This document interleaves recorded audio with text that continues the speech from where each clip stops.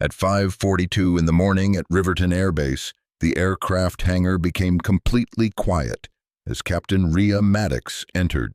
All the pilots looked in her direction, and every conversation ceased. Standing next to a shining A-10 Warthog was Navy SEAL Admiral Grant Hale, wearing a smirk while he threw her flight helmet toward her. "Take it easy, Captain," he said. "The Warthog is no plaything.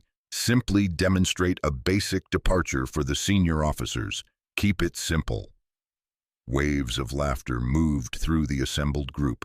Rhea showed no reaction whatsoever. She simply secured the helmet, maintaining steady hands and a composed expression. However, within 20 minutes, at an altitude of 12,000 feet, the admiral who had ridiculed her would find himself clutching the railing with widened eyes, observing her execute a flight maneuver that no Warthog pilot had completed successfully in many years. Only at that moment would the installation learn Captain Rhea Maddox's true identity and understand why naval intelligence had classified her records.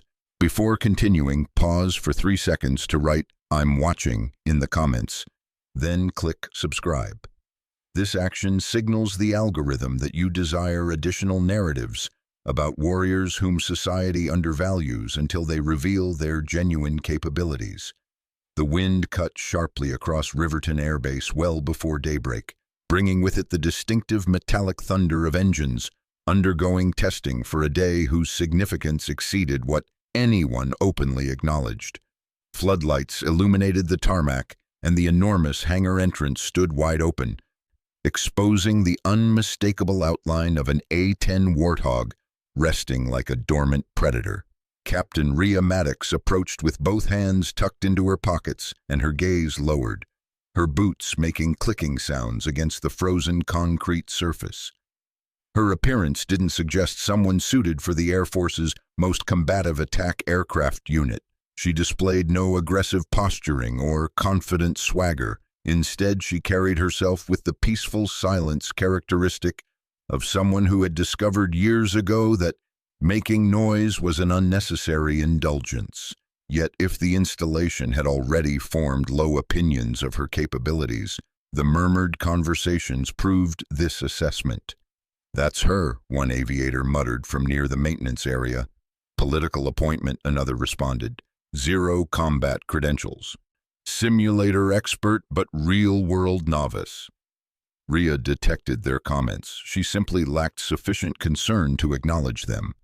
Within the hangar, Navy SEAL Admiral Grant Hale stood among a group of Pentagon representatives reviewing the morning's agenda.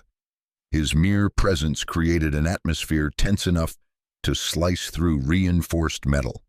Hale possessed a reputation for being carved from legend, merciless, exacting, the type of commander whose mere shadow prompted experienced officers to reconsider their decisions.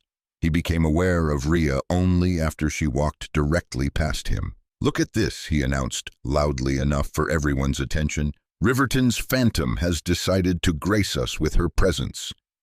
The officers responded with chuckles. Rhea stopped moving, met his gaze, and remained silent. This response only emboldened him further. The Admiral retrieved an extra flight helmet from the maintenance workbench and tossed it in her direction. She caught it with ease. "Stay calm, Captain," Hale said with a smirk. "The A-10 Warthog isn't a children's toy. Your flight today will involve a straightforward departure, nothing elaborate. Avoid embarrassing the squadron." Additional laughter erupted, accompanied by some applause. Rhea positioned the helmet beneath her arm. "Understood, sir." Her tone remained level, neutral, and unaffected. This untroubled response disturbed him significantly more than any confrontation would have. Captain Miles Branson, among Riverton's celebrated pilots, leaned toward his companion and spoke just above a whisper. "She'll crumble the instant she becomes airborne." Nevertheless, Rhea continued forward, her boots maintaining their steady rhythm and unchanged pace, proceeding toward her pre-flight preparation area. The quietness surrounding her wasn't born of respect. It represented dismissal, intrigue, and a trace of apprehension, all intermingled. She accessed her flight documentation and examined the modified schedule. Her assignment had been relocated to the absolute end, shifting from primary position to final alternative. Admiral Hale's authorization marked the page's corner prominently. That constituted the installation's initial error. Her gloved fingers contracted around the folder, knuckles whitening momentarily before she deliberately relaxed them. Subsequently, she set the folder aside and drew a measured breath. A photograph slipped free from the sleeve, a small, weathered image with frayed borders from excessive handling. She studied it for merely 2 seconds. The image showed a crash location, a desert horizon, and a face permanently etched in her memory. Her jaw became rigid, her gaze intensified. Then she returned the photo to her pocket and closed the folder with absolute exactness. She had achieved readiness. Across the hangar space, Hale and the representatives commenced the official briefing. "Today," the Admiral declared, "we showcase the disciplined superiority of Riverton's A-10 division. Zero theatrics, zero spontaneity. We demonstrate pristine execution and reliable performance." His attention shifted momentarily toward Rhea, which translates to zero unexpected actions. Several officers snickered quietly. Rhea didn't bother raising her eyes, but Major Arland Pierce, the executive officer, observed the Admiral's concentrated attention and moved nearer. "Sir, Captain Maddox possesses the most accurate performance measurements of any pilot in the simulation facility." "Simulation?" Hale responded sharply. "Not combat engagement, and definitely not with my squadron standing at stake." Pierce paused briefly. "With all due respect, sir, she represents the sole pilot who achieved a flawless—" "That's sufficient, Major." Hale cut him off and resumed his prepared address. The communication was transparent.